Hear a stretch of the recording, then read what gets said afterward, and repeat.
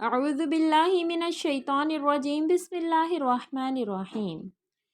تمام تعریفات، تسبیحات اور تمجیدات اللہ تبارک و تعالیٰ کے لیے ہے کہ جو تمام جہانوں کا پروردگار ہے۔ لاکھوں کروڑوں درود و سلام ہو پیارے آقا محمد مصطفیٰ صلی اللہ علیہ وآلہ وسلم پر، جو خاتم النبیین ہے، جو خاتم المرسلین ہے، کہ جن کے بعد نہ کوئی نبی ہے نہ کوئی رسول ہے۔ لاکھوں کروڑوں درود و سلام ہو آل بیت پر۔ اللہم صلی علی سیدنا محمد وعلی آلہ واصحابہ واہل بیتہ وبارک وسلم۔ السلام علیکم ورحمۃ اللہ وبرکاتہ۔ معزز سامعات، آج میں جو ویڈیو لے کر آپ کی خدمت میں حاضر ہوئی ہوں، بہت ہی امپورٹنٹ ویڈیو ہے۔ ایسا پاورفل سا وظیفہ میں آپ کے لیے لے کر حاضر ہوئی ہوں، سنت وظیفہ لے کر آپ کی خدمت میں حاضر ہوئی ہوں۔ اس کو اللہ تبارک و تعالیٰ نے خود بھی بیان کیا ہے قرآن مجید میں۔ اللہ تبارک و تعالیٰ نے ارشاد فرمایا کہ اگر تم اولاد چاہتے ہو تو یہ وظیفہ لازماً کرتے رہا کرو۔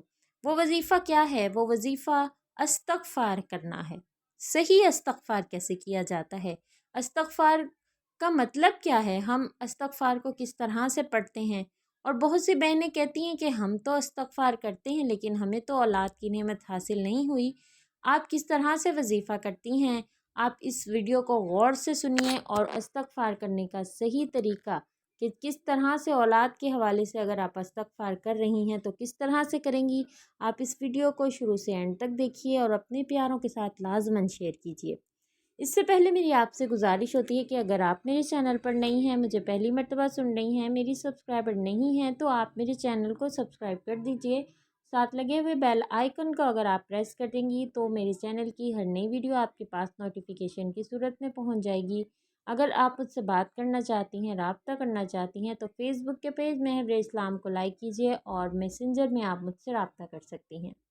استغفار کیا ہے؟ استغفار کے معنی ہوتے ہیں توبہ کرنا، یعنی اپنے قصوروں، اپنے گناہوں کی معافی مانگنا اور بخشش طلب کرنا۔ اور حقیقت اور روح یہ ہے کہ آدمی اپنے گناہوں کو سوچے جنہوں نے اس کے نفس کو گھیر رکھا ہے، یعنی اس کو میلا اور گندا کر کے رکھا ہوا ہے۔ پھر وہ اسباب مغفرت اختیار کرے اور نفس کو ان گناہوں سے پاک کرنے کا پکا وعدہ کرے اور ان گناہوں سے پاک کرے۔ اس کا طریقہ یہ ہوتا ہے کہ اللہ تبارک و تعالیٰ کے حضور اپنے گناہوں کا اعتراف کریں، اس پر ندامت کا اظہار کریں اور آئندہ نہ کرنے کا پکا عزم کر لیں۔ اس کے بعد صدقے دل سے توبہ اور استغفار کریں۔ پھر اس کے لیے کوئی بھی لفظ ہوں جس سے اللہ سے معافی مانگنے کا معنی اس میں موجود ہے، اس کے مفہوم کی ادائیگی سے وہ استغفر اللہ بھی سچے دل سے کہہ سکتا ہے۔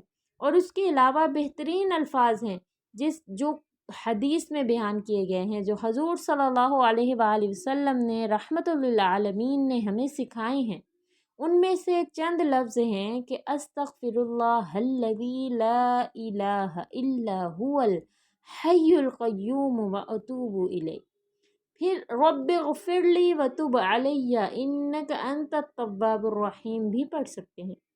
پھر اس کے علاوہ بعض لوگ کہتے ہیں کہ ہو سکتا ہے کسی کے گناہ کی وجہ سے اس پر یہ وبال آ رہا ہے، اس کے باپ نے کچھ کیا ہوگا، اس کی ماں نے کچھ کیا ہوگا، تو یہ جان لیں کہ قرآن مجید میں اللہ تبارک و تعالیٰ نے صاف صاف لکھا ہے کہ کوئی کسی کا بوجھ نہیں اٹھاتا۔ قال اللہ تعالی وَلَا تَزِرُ وَازِرَةُ وِزْرَ أُخْرَى۔ سورہ فاطر کی آیت نمبر 18 ہے کہ اگر کوئی شخص بھی ہے وہ کسی اور کا بوجھ نہیں اس پر ڈالا جائے گا، وہ اپنے گناہ کا ہی بوجھ اٹھائے ہوئے ہوگا۔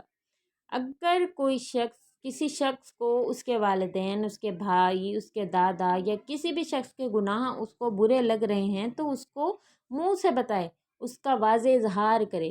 بعض اوقات اللہ تبارک و تعالیٰ کسی کو نہ منع کرنے کی وجہ سے ہمیں بھی اس گناہ میں مبتلا کر دیتے ہیں۔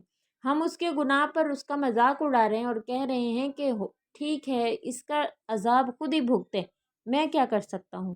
تو آپ یقین کریں کہ آپ کو اصحاب السبت کا واقعہ آپ نے سنا ہے کہ اللہ تبارک و تعالیٰ نے منع کیا تھا کہ ہفتے کے دن جو ہے شکار نہیں کرنا، لیکن بہت سے لوگ اس میں مبتلا ہو گئے۔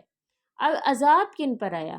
وہ لوگ 3 طرح کے گروہ میں تھے۔ ایک وہ جو گناہ کر رہے تھے، دوسرے وہ جو گناہ کرتے ہوئے دیکھتے لیکن ان کو منع نہیں کرتے تھے، اور تیسرے وہ جو خود بھی گناہ نہیں کرتے تھے لیکن ان کو بھی منع کرتے تھے۔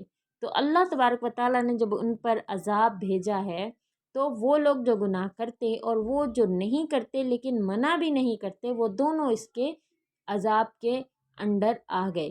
وہ ان دونوں گروہوں پر اللہ نے عذاب نازل کیا، اور وہ لوگ جو منع کرتے تھے اللہ پاک نے ان کو محفوظ رکھا۔ تو آپ اگر کسی برائی کو دیکھتے ہیں تو اس کو ضرور اس برائی کے منع کرنے کو ترجیح دیں، اپنے آپ کا جو آپ کا ایمان ہے اس کو قوی بنائیں۔ پھر اس کے علاوہ اللہ تبارک و تعالیٰ نے فرمایا ہے قرآن مجید میں فَقُلْتُ اسْتَغْفِرُوا رَبَّكُمْ إِنَّهُ كَانَ غَفَّارًا، کہ اللہ سے بخشش طلب کرو، اللہ تمہارا پروردگار گناہوں کو بخشنے والا ہے۔ يُرْسِلِ السَّمَاءَ عَلَيْكُمْ مِدْرَارًا، تم پر کثرت سے بارش بھیجے گا، وَيُمْدِدْكُمْ بِأَمْوَالٍ وَبَنِينَ وَيَجْعَلْ لَكُمْ جَنَّاتٍ وَيَجْعَلْ لَكُمْ أَنْهَارًا، وہ تمہارے لیے مال اور اولاد میں ترقی دے گا اور تمہارے لیے باغ لگا دے گا اور تمہارے لیے نہریں بہا دے گا۔ تو آپ نے کیا کرنا ہے، روزانہ 2 نفل حاجت کے سمپل طریقے سے پڑھنے ہیں۔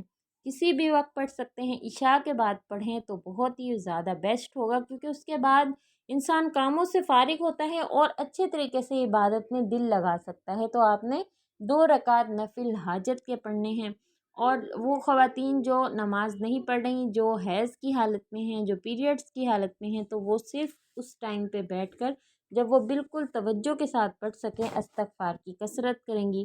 کوئی بھی استغفار پڑھ سکتی ہیں، استغفر اللہ کہہ سکتی ہیں، استغفر اللہ الذی لا الہ الا هو الحی القیوم واتوب الیہ رب اغفر لی وتب علی انک انت التواب الرحیم، کسی بھی طریقے سے وہ استغفار کر سکتی ہیں۔ اور پھر کامل یقین کے ساتھ کرنا ہے کہ اللہ جتنے میں نے گناہ کیے ہیں میں ان سے تجھ سے معافی مانگتا ہوں ان کی، اور آئندہ نہ کرنے کا پکا ارادہ کرتا ہوں، تو مجھے اولاد کی نعمت عطا فرما دے۔ تو اس کے علاوہ بھی دونوں میاں بیوی ہیں، وہ ایک جگہ پر بیٹھ کر تو استغفار کی کثرت کریں۔ کثرت سے مراد ہوتا ہے کہ کم از کم 300 سے زیادہ بار آپ نے اس کو پڑھنا ہے روزانہ۔ پھر نمازوں کی پابندی کرنی ہے، پھر ہر نماز کے بعد 7 مرتبہ یہ دعا پڑھنی ہے، دونوں میاں بیوی نے نماز کی پابندی کرنی، اور ہر نماز کے بعد 7 مرتبہ کہنا ہے ربی لا تذرنی فردا وانت خیر الوارثین۔ بہت سے لوگ جو ہیں وہ لا تذرنی پڑھتے ہیں، ربی لا تذرنی، تو یہ آپ اپنے لیے بددعا کر رہے ہوتے ہیں۔ آپ نے صحیح سے ادا کرنا ہے، ربی لا تذرنی، لا کو لمبا کیجئے، ربی لا تذرنی فردا وانت خیر الوارثین۔ اس طرح سے انشاءاللہ اگر آپ استغفار کرتے ہیں، 2 نفل پڑھتے ہیں، 300 مرتبہ استغفار کرتے ہیں اور چلتے پھرتے استغفار کریں، اور ہر نماز کے بعد آپ نے یہ 7 مرتبہ کلمات ادا کرنے ہیں، انشاءاللہ بہت جلد آپ کو اللہ پاک اولاد کی نعمت سے نوازیں گے۔ جو بھی بے اولاد ہیں دعا کیجئے ان سب کے حق میں کہ اللہ تبارک و تعالیٰ اس دنیا میں جتنے بے اولاد تیرے نام لیوا موجود ہیں ان سب کو اپنی رحمت کاملہ کے ذریعے سے اولاد کی نعمت عطا فرمائے، ایسی اولاد جو بے عیب ہو، ایسی اولاد جو ان کی آنکھوں کی ٹھنڈک کا باعث بنے، ایسی اولاد جو ان کے لیے آخرت میں بخشش کا ذریعہ بنے، ان کا سر فخر سے بلند کرے دنیا میں بھی اور آخرت میں بھی۔ انشاءاللہ امید کرتی ہوں آج کی ویڈیو آپ کو اچھی لگی ہے۔ خود بھی اس عمل کو کیجیے، اپنے پیاروں کے ساتھ شیئر لازمی کیجیے گا، اور مجھے بھی اپنی دعاؤں میں یاد رکھیں۔ اللہ ہم سب پر اپنی رحمت کاملہ کا نزول فرمائے، آمین۔ السلام علیکم ورحمۃ اللہ وبرکاتہ۔